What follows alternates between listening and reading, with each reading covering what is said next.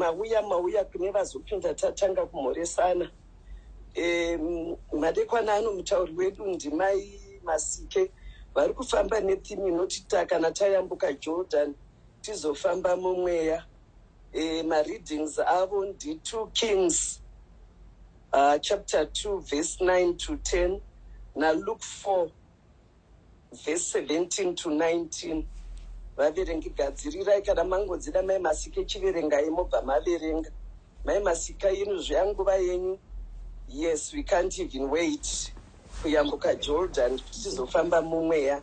Chidiso chemunhu wese ari pano kuyambuka Jordan. Saka taurai nesu nemashoko matumwa nawo naShe mazvita.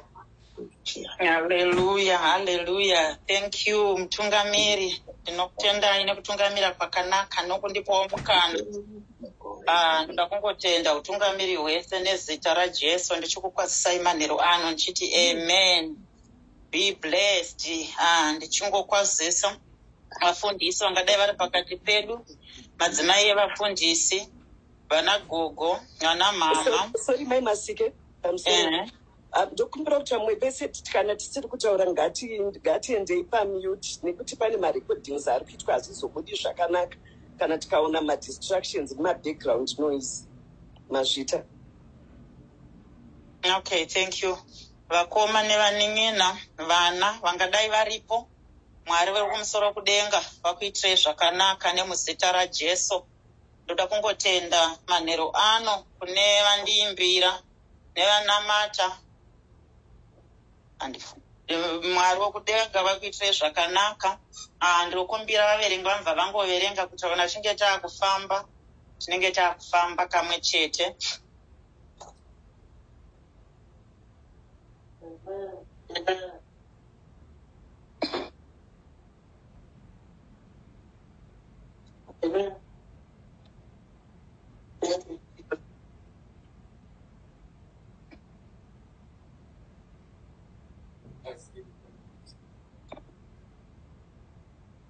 Two Kings 2 verse 9 to 10.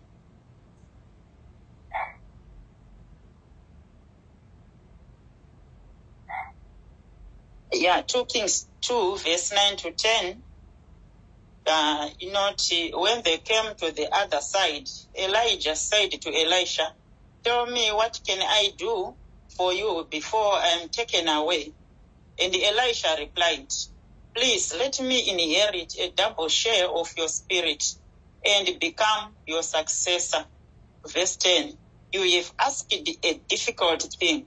Elijah replied, "If you see me when I am taken from you, then you'll get your request. But if not, then you won't."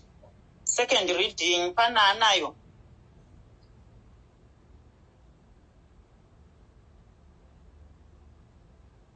Amen.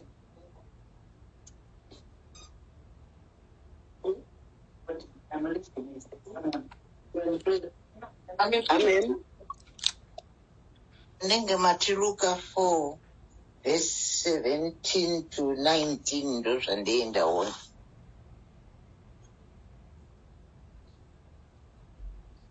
Hello. Hello, ndaona panhingirikiri kuti mati Luke 4 verse 17 to 19. Yes. Ndoya ndinenge ndaona kana ndisina kukanganisa. Iyo verenga yenyu gogo. Sorry. Ndakuverenga Luke chapter 4 verse 17 to 19. Akapiwa bhuku yomuprofita Isaya. Zvino akati aripetenura, akawana pakanyorwa panoti, "Mweya waIshe uri pamusoro pangu, nokuti akandizodza kuti ndiparidzire varombo vhangeri. Akandituma kuti ndizivise vatapwa kusunungurwa kwavo, namapofu kuti vaonezve, ndiregedze vakasikirirwa nokuzivisa gore raIshe rakanaka. Chierengo chedu chinoperera ipapo. Mazviita zvenyu gogo nokuverenga kwakanaka. Mufaro wangu manheru ano kuti tive nemukana uno watapiwazve naMwari vatiitira nyasha nevamwe vanga vachishuwira but vashaya mukana iwoyu. So we just want to thank the Lord nenguva yakanaka yavatipa. Handinoda kutanga ndangotaura story diki ndisati ndatanga kutaura. Pane mumwe musha wakanga wina sabhuku vakanga varimo, but kwakaita dambudziko remvura mumusha iwoyo. So kwakauya madonasi vakada kuti vabatsire musha iwoyo kuti uwane mvura zviri easy. Vakatsvaka sabhuku ndiye anova point of contact pese panenge pachisvikirwa kumamisha. So vanomutanga kutaura naye purpose yavo yekushanya munzvimbo iyoyo. Vakarequesta kuti tingaise mvura papi, ndo chinangwa chedu mukati menzvimbo ino, tanzwa chichemo chenyu. Sabhuku anova director pake iye nepadhuze nepamba pake panobenefita iye, but padhuze nepamba pake unfortunately pakanga pasina mvura, pakanga pasingabatwe mvura zvachese. Vamva vamutaurira kuti hapana mvura mukuru, tinofanirwa kustretcha kuenda kumberi kutsvaga kumwe. Akati it's okay, furirai mberi. Vakapfurira mberi vakaenda kutofamba chinhambwe kumusha. Munongoziva misha inenge yakapesana. Akanoiwana padhuze nemumwe mushawo, nemumwe mushawo usiri wasabhuku. Ipapo nobva vasiya vaisa pegi yavo ndokubva vaenda. Pakunodzoka vakuda kuti vachichera mugodhi wavo zvinhu zvese zvaain place. Ndopa vanosvika kuna sabhuku vachimaleta tadzoka nenyaya yedu yatakambodini, yatakamboita nguva yapfuura tikasiya tapega. Vanotaurawo nasabhuku akati go ahead. Vanoenda kunotsvaka sabhuku pane pegi yedu. Sabhuku achisara nekurwadziwa nekuda kwemwoyo wake wakanga wakatsindimara asingagone kusevha meni, achifunga kuti ndiye akakosha mukati melife iyoyo. Akanobvisa pegi ndomva aiisa padhuze nepamba pake, despite kuti kwaka kwashayikwa mvura kwese ikoko, asi akaidzosa chete badzi kwaka kwashayikwa mvura. Vazouya vakachera vakashaya mvura, vakati sabhuku this is not the place yatakapega. Akaramba akati ndipo ivo nobva vangobvawo ndomva vatoenda, nokuti nhingiri yavo yakanga yatopera. Mission yavo neall resources dzakanga dzakatargetwa with that village zvakanga zvatopera. And then another muenzaniso wangu ndewanesi 92 nichangobva kuchikoro, Alungu Simon Mazorodze. Pana nesi achibva pagomo paya, a young lady watakaona ipapo nanhasi nyaya yahendibude. Akagara pamusoro pemotikari, atanga kutobvunza vanhu chii, atanga kupenga. Angobva pabasa pare hospital, atotanga kupenga pfungwa. Akwira pamusoro pemotikari dzakamira pamarobhots, kwakungojambira pamusoro pemotikari kwakutogara ipapo. So zvakutotaurwa zvatova zvimwe zvinhu. So nyaya dzangu dzandataura ndichadzibatanidza patinenge tiri kufamba. Mwari wokumusoro kudenga vatibatsire mukati memanheru ano, nemusoro wesoko wandapa kana tayambuka Jordan tizofamba mumweya. Mwari wokumusoro kudenga vatibatsire zvizhinji. Ndoda kutaura ndichiti mugoni zvake Elisha akaziva munhu wekutevera, akaziva munhu wekunzwa, akaziva wekutevera kusvika asvika parwizi Jordan. Ende zvakanga zvisiri nyore Elisha kuti afambe. Vane nguva yekuzoverenga 2 Kings chapter 2 inokupai clear picture yakafamba Elisha achitambudzika munguva yespiritual journey yake, achimentwa under the mentorship of Elijah. Zvakanga zvisiri nyore, zvakanga zvisiri easy. Apo asvika parwizi Jordan, purpose yekushingira kusvika parwizi Jordan, even akanga akatenderedzwa nemaprophets. Andinotaura kuti people of high protocol observed, vasingagone kana kutaurwa vachidistinguishwa. Hapana munguva yedu asingadi kuva surrounded, asingadi kuenda pedyo nemuprofita. Munhu anonzi muprofita ndiwatinotarisira kuti mukati meupenyu ane ziso remweya, ane ziso nepfungwa dzekunzwa Mwari, nenzeve dzekunzwa Mwari. isusu tisati tamuona. So even mumafoni edu mune macontacts hobo ema-men of God, maprophets vari muhiti nevakabuda zvese zvirimo. Elisha akasangana nenguva iyoyo zvakanga zvakaoma zvokuti dai vakanga vasiri mwari vaElijah vaakanzwa akateerera. Dai tisiri kutaura nezvake mukati mezuva ranhasi. Elisha akakunda nekuda kwekuti akateerera akanzwa kuti this is not the kind of situation iri kudiwa muupenyu hwangu. Once tenzi wangu vaenda, tiri kusara tiri nedisaster, tiine problem iri kutaurwa pamalater verses muna 2 Kings, iri kuzikanwa even nemaprophets, but they are just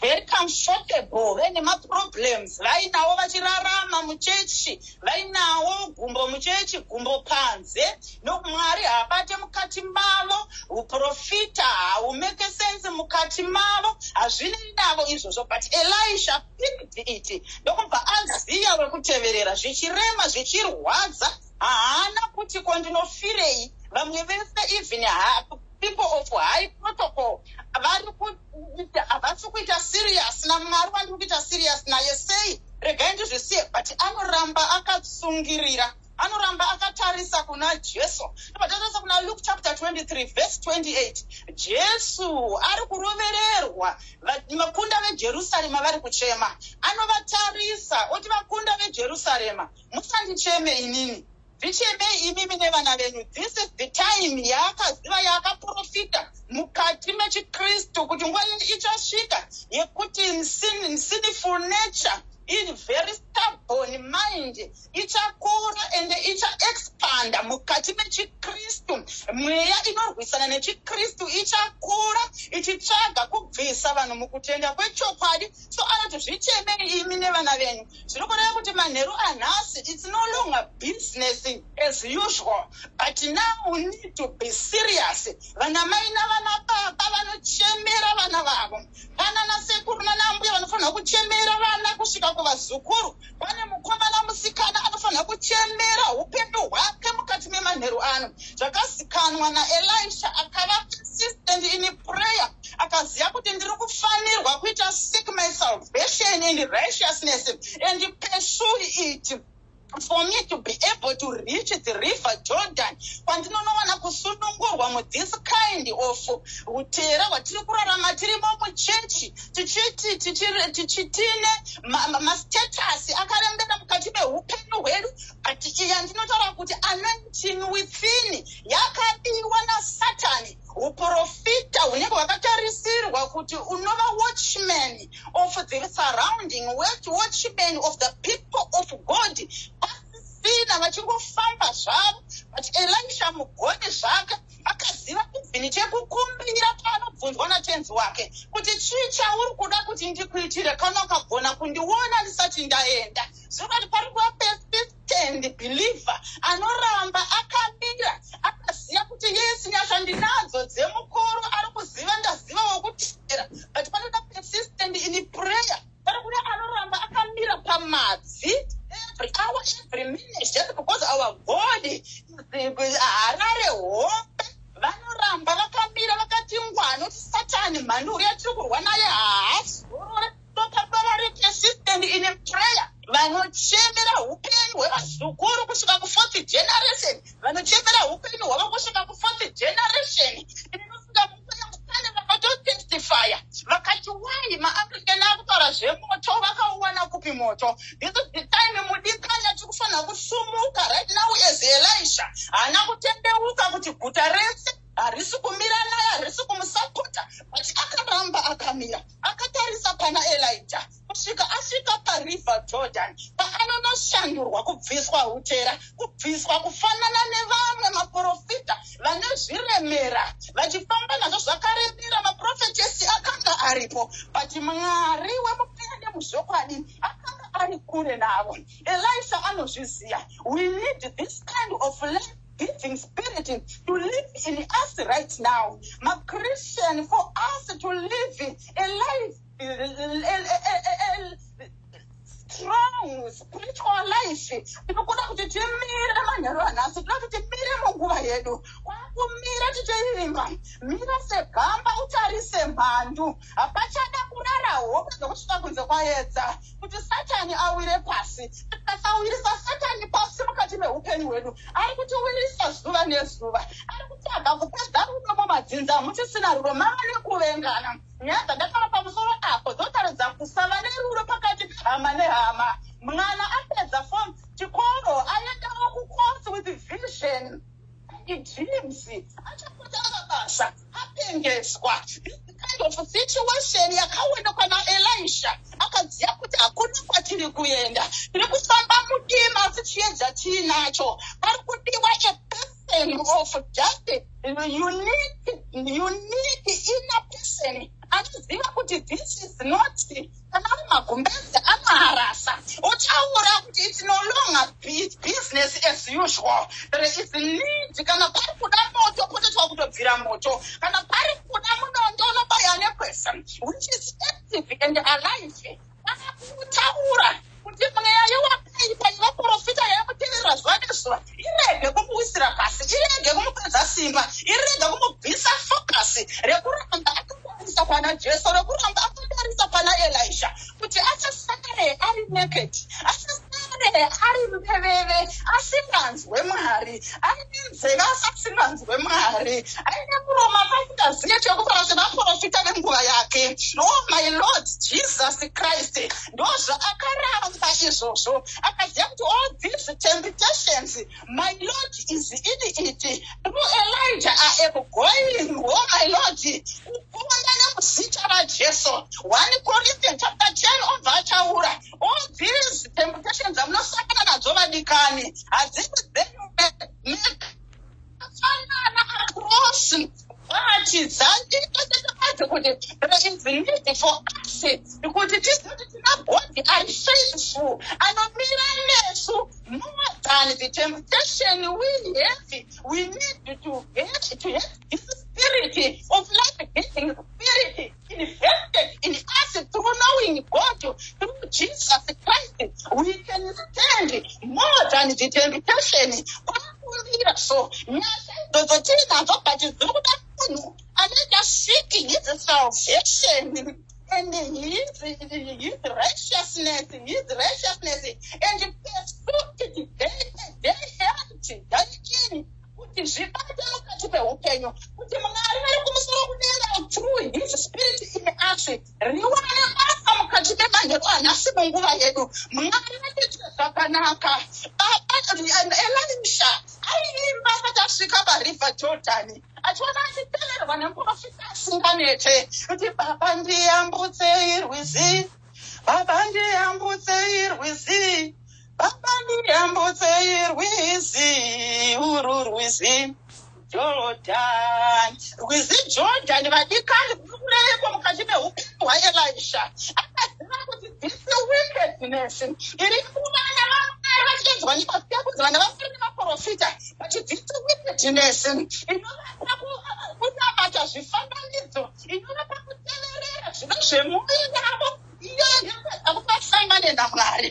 There is need for me to reach this point yekusvika pariver Jordan ndigona kuitwa purified, ndigona kubviswa all the oppression of the devil, ndigona kubviswa all the spirit of wickedness, ndigona kumira machallenges, ndigona kuva nesimba iroro rinongoda simba rinobva kunaipa Mwari aridze kuvanhu, zviremera zvibve kuvanhu, vanhu chavanogona kupemberera ati kuti this anointing ishande mukati meupenyu hwedu. There is need for us to stand firm. There is need for us to seek our salvation day and night and seek righteousness and pursue it day and night. Kuti nyasha dziwane basa mukati meupenyu hwedu. That's because the word of God confirms it from John chapter 1. God created through creation that pleases him. He transformed and changed and put and translated woman into his likeness. But akatarwa nababa namai kwete, but akatarwa through his spirit. Ndokamupenda beautiful light that shines in darkness, and that darkness cannot extinguish it forever. This is the kind of situation, this is the kind of personality Rimachiri right now. Let us rise and shine. This darkness, kuti takasangana nematambudziko tinopinda mumagumbeze nebhutsu tikasangana nematambudziko tinobuda kupiko tinotarisa kupiko, but the light invested in us in John chapter 1, it confirmed it. He created everything through this life-giving spirit, and nothing was created without this God himself. He is here to give us this power if we believe and trust in him, in Jesus' mighty name. John chapter 1 verse 12. They are reborn not with a physical birth, apart from human passion, or not from human passion or a plan, but from God himself. Thank you, Jesus.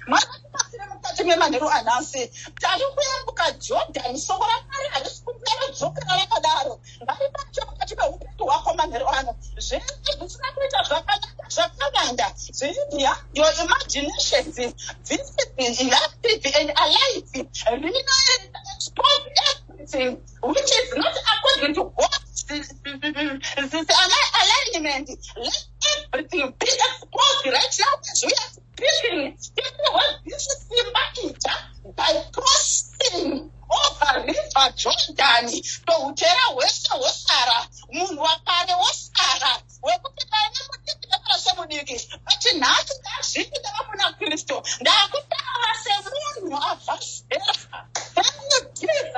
because I believe and kumba muchechi and chati pamanyika kati ngati urayipa ngati pindisa maningi ngati change imalize is desires emana maningi yona bauri kusite but unotora the light of God, unotora the consuming fire kuti nyika is the kind of God akachitora kuti many awana chiedza vasvibambowe yavakara kuna John chapter 1 kuti darkness haipo nekuti sabdoi inotoparadzwa iyo mukati meupenyu hwedu kana tikateerera kuti ana manhero ari kufamba nesu mukati meupenyu hwedu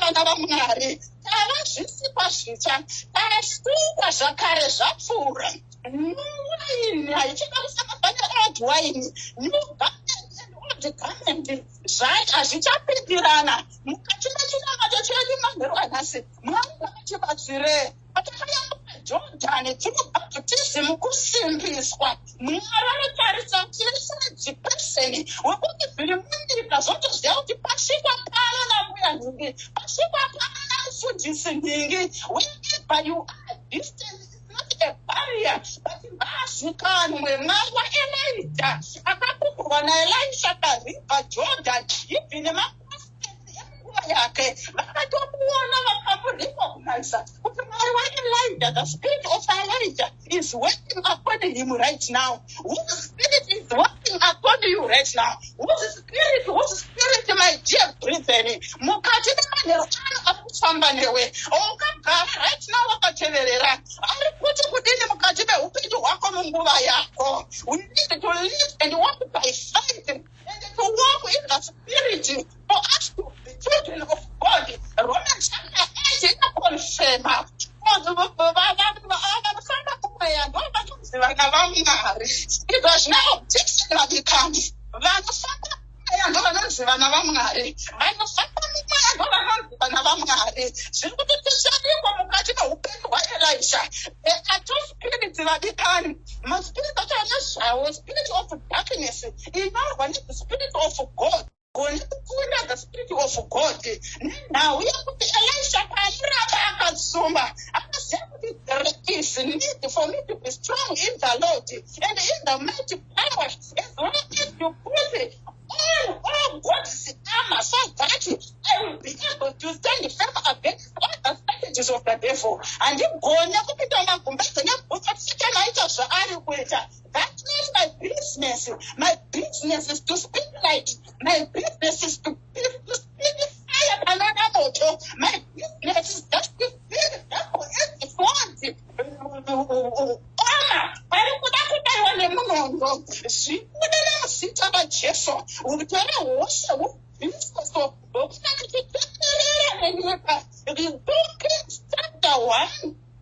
Verse 3, Elijah anodzidziswa during time of Elijah.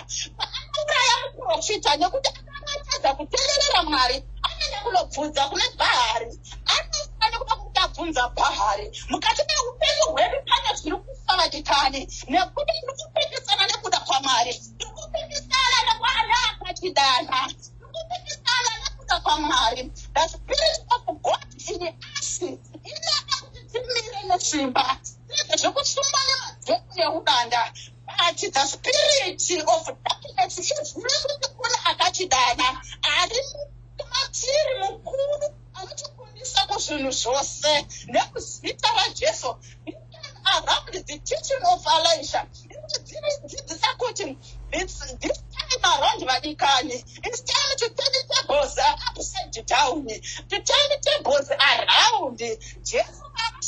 Chapter 4, Luke, achitanga kudzidzisa anopara mhonga nekufumano hofumano kutanga kuramba nekutanga taura zvinopikisana nezvinhu zvavakurarama nazvo ivo vari muchechi vakaita chechi kuita mhindu dzavo vachiita muchechi vachizviunza muchechi but Jesu akabvurira soko. The Spirit of the Lord is upon me. Haugoni kuita chimwe chinhu chinorwisana nespiritual warfare kana uchinge uri munyama mudikani. Zvotoda kupinda muspiriti, zvotoda kugona kuteerera nokunzwa nekuteerera. Manheru ano kuteerera aniko mudikani. Manheru ano ukusiyana aniko mudikani. Pfungwa dzako manheru ano dziri dominated with what dzakazara neiko manheru ano. Mugoni zvaka Elisha akaziva kuteerera nokunzwa nekuteerera. Akaziva chekukumbira.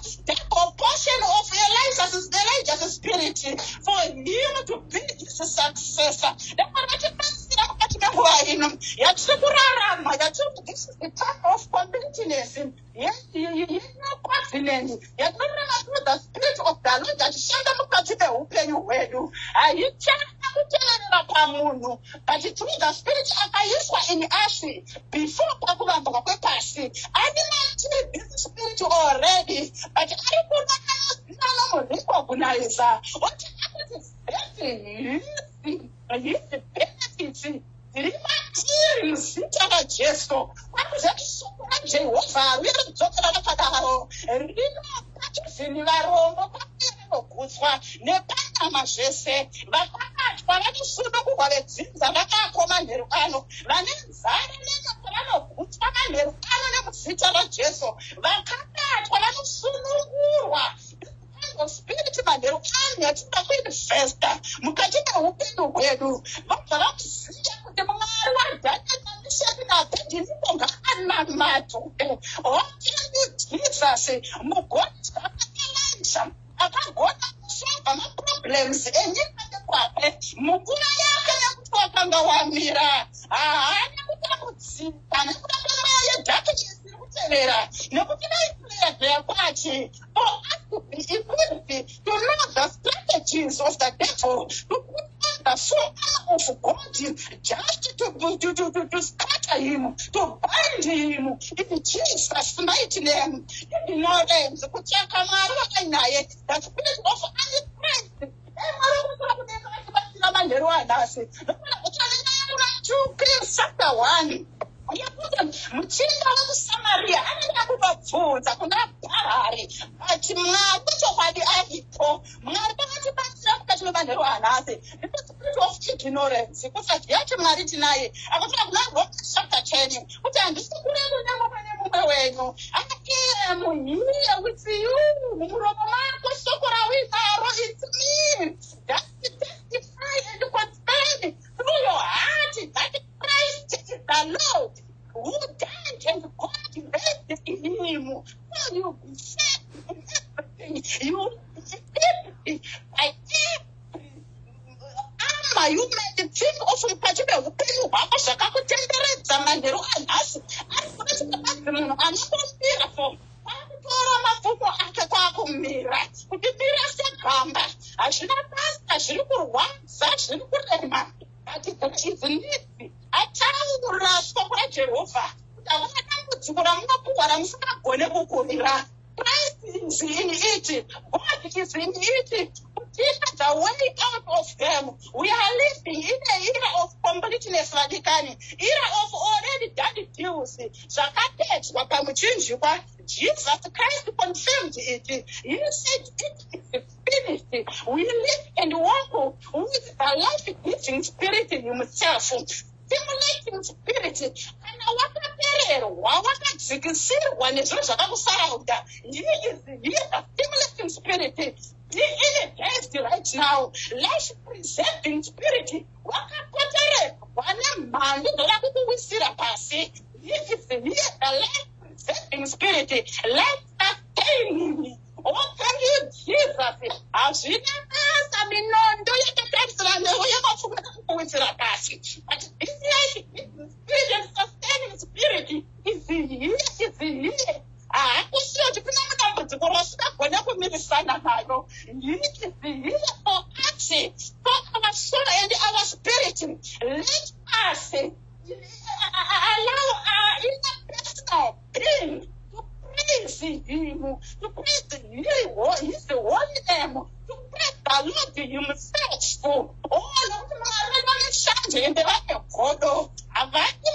Vanosanganiswa havasi mwari vanotsvaka kuwisirwa pasi nokune simba vakakunda kare ndovakasenga denga nenyika nezvese zviri mairi, and he is able to do abundantly and exceedingly above we can ask and think of. He is here to forgive all our sins and heal all our diseases right now. I declare and decree every disease in your body be healed right now. Everything that life yako be scattered right now, because this is here within us, allowing him to do mighty, more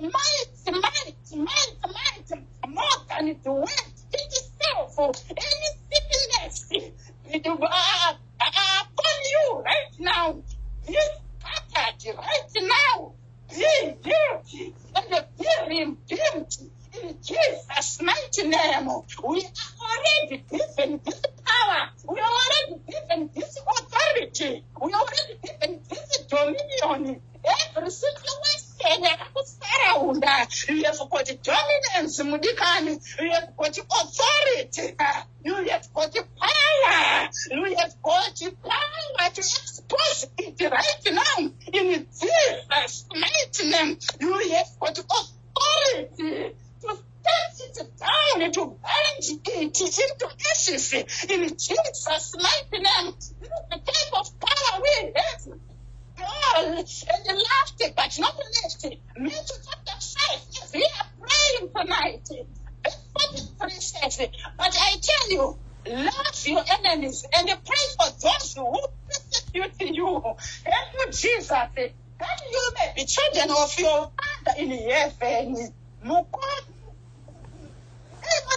Zvakanaka mukati memandero anhasi nekuti vanoda kukudzwa nesu, vanoda kuonekwa muridza nesu tiri kumatambudziko. Mwavadhaishe kunabhedhinipo ngaanamatwe kanyi isataurwa nemapesekutasi ako ndatisana wagona kupira kufamba kumweya nemunhaka yakutswa Jordan akasunungurwa akadzikinurwa asingadzokere kunodya marutse asingadzoserwe kunoitiswa nenyika. Mwari waJona ngaakudzwe. Even tikasvika kudzimba tisisina our belongings namagroceries, but taziviswa Mwari wechokwadi wekunamata. Mwari waElisha ngaaramatwe, ngaarumbidzwe. Mwari waElijah ngaanamatwe, nekuti Elisha agona kusolva maproblems of the surrounding. Nyika ndesina zvibereko yava kubereka, mvura yakasivanika yava kunyika. Mukati meupenyu hwako mudikani, kufamba mumweya, kuita every being complete. The purpose of you being here on the earth to satisfy Jehovah, which is active and alive. Arina tinorikurira mubikani. Hakuna akalimba na vamwari akaputsikira pasi. Tinokutsika nokuti kana kuri panene handichawi pasi ende handichaputsika zvachose nekuti nzira dzedu dzakanaka dzinatiedza chetokwadi mwari wakusora kudenga ite zvakanaka mwari vatibatsire mukati menguva yedu mugoni zvake Elisha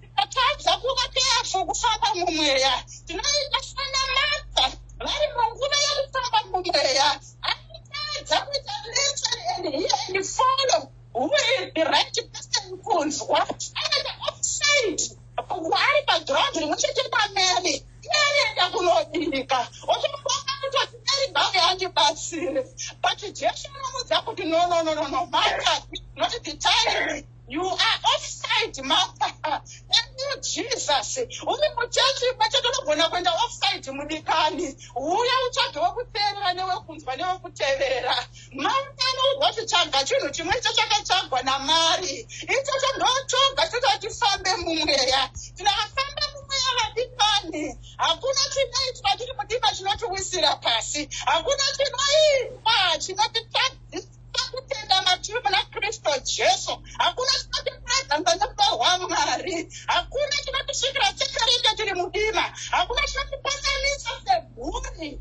Tinonanga tichitaura Mwari iyeye. Okutirwa kuti Mwari waFlorence ngaanamatwe. Mwari wamai Hudu ngaanamatwe. Munguva yavo in Jesus' mighty name. Mwari wakumusoro kudenga vatiitira zvakanaka. In this era of completeness, in this era yezvakapedzwa vadikani, tine power, tine authority, tine dominance through Jesus Christ, the one who loved us.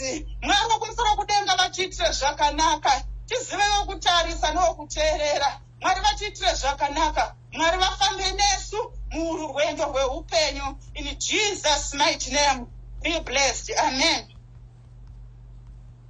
Amen. Wow. Vadikani, ngatimbotendai shoko. Ngatitendei shoko rauya rakasimba izvi. Ngatibvisei pamamute. Maita, ndavaiwa semunondo maita yenyu shoko rakasimba. Tinokutidzidzisa mazvina. Tatenda mai Masike. Amen.